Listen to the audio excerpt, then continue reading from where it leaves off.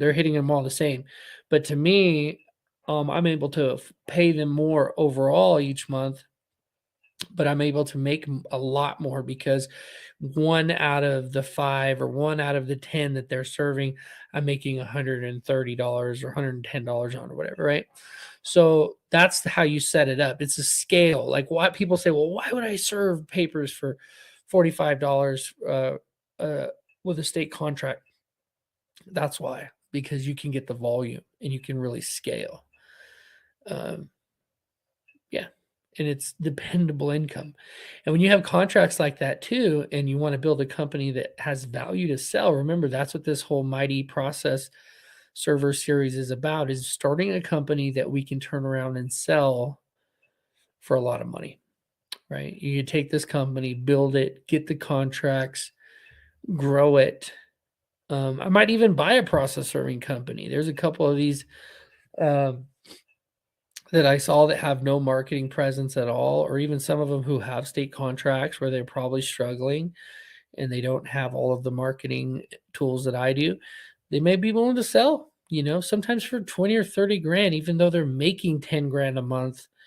They just want out of it because they're a slave to their job, if that makes sense.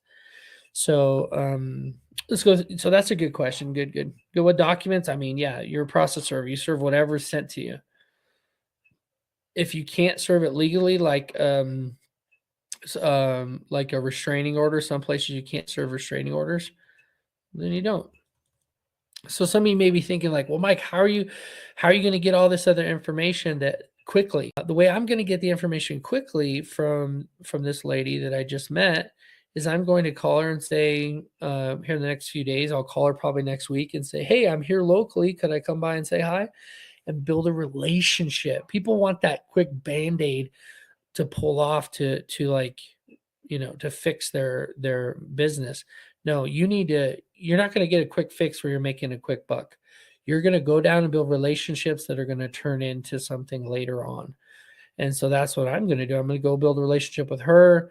I don't know about the other one, the first one, company A, because she's like, we're so busy, maybe I'll go be like, hey, I'll serve your stuff here in the East Mountains. Actually, I'm halfway tempted to do that right now. Let me see. Well, no, I'll call later. But I'll call basically when I call, it's like she's so busy, there's a chance that she may need something up here in the East Mountains served, and she's willing to pay a decent amount.